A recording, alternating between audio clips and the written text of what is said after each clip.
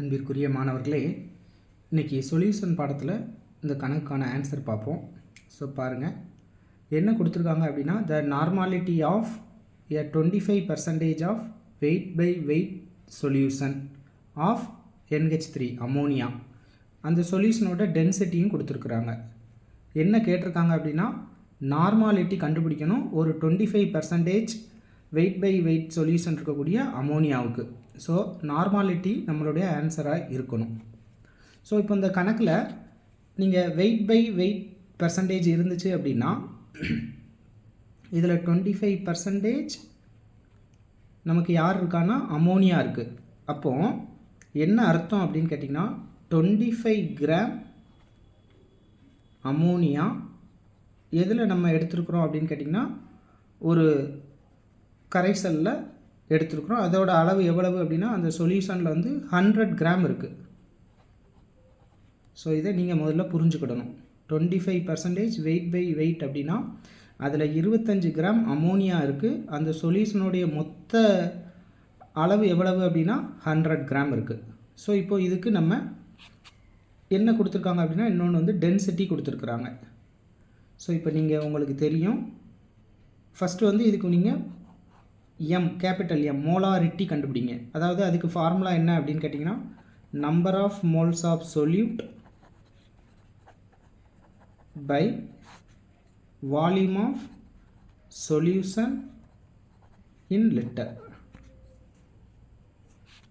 இப்போது number of moles கண்டுபிடிக்கணும் அப்படின்னா, கிவன் மாஸ் பை மோலார் மாஸால் வகுக்கணும்.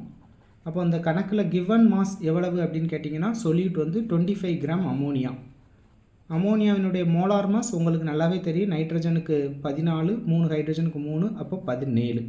ஸோ இப்போ இதை நீங்கள் சிம்பிளிஃபை பண்ணிங்கன்னா உங்களுக்கு என்ன கிடைக்கும் அப்படின்னா 1.47 மோல்ஸ் கிடச்சிருக்கும். ஸோ என்ன சொன்னது புரியுதா? அடுத்து இது எதில் கரைஞ்சிருக்கு அப்படின்னு கேட்டிங்கன்னா, 1.47 moles in volume of solution in litre. இப்போ நமக்கு கணக்கில் பார்த்தீங்க அப்படின்னா 100 கிராம் சொல்யூஷன் தான் கொடுத்துருக்காங்க. அடிஷ்னலாக என்ன கொடுத்துருக்காங்க அப்படின்னா டென்சிட்டி கொடுத்துருக்குறாங்க. உங்களுக்கு ஒரு ஃபார்முலா எல்லாருக்குமே தெரியும். டென்சிட்டிக்கு என்ன ஃபார்முலா அப்படின்னா மாஸ் பை வால்யூம். ஸோ இதிலேருந்து வால்யூம் கண்டுபிடிக்கணும் அப்படின்னா மாஸை யாரால் நம்ம டிவைட் பண்ணணும் அப்படின்னா டென்சிட்டியால் டிவைட் பண்ணணும். அப்போ மாஸ் ஆஃப் சொல்யூஷன் எவ்வளவு அப்படின்னா இங்கே சொல்லியிருக்கிறேன் 100 கிராம். அப்போது 100 யாரால் டிவைட் பண்ணணும் அப்படின்னா டென்சிட்டி கணக்கில் கொடுத்துருக்குறாங்க 0.855. ஸோ இதை நீங்கள் சுருக்குனீங்க அப்படின்னா உங்களுக்கு என்ன 117 ml, அதாவது 0.117 லிட்டர். இப்போது இதை நீங்கள் இந்த ஃபார்முலாவில் சப்ஸ்டியூட் பண்ணுங்கள்.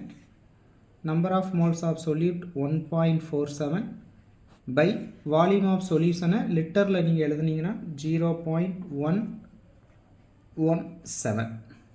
ஸோ இதுக்கு என்ன ஆன்சர் கிடைக்கும் அப்படின்னா 12.5. இப்போ நம்ம கண்டுபிடிச்சிருக்கிறது மோலாரிட்டி. நமக்கு கணக்கில் கேட்டிருந்திருக்கிறது வந்து நார்மாலிட்டி. ஸோ நார்மாலிட்டிக்கு என்ன ஃபார்முலா அப்படின்னா மோலாரிட்டியை n ஃபேக்டரால் பெருக்கணும். ஸோ இதில் அமோனியாவோட n ஃபேக்டர் 1. அதனால் ஆன்சரை நேரடியாக நீங்கள் என்னென்ன எழுதலாம், 12.5n அப்படின்னு எழுதலாம். ஏன்னா அமோனியாவோட n ஃபேக்டர் 1. ஸோ அப்போ அந்த கேள்விக்கான ஆன்சர் வந்து 12.5. தேங்க்யூ.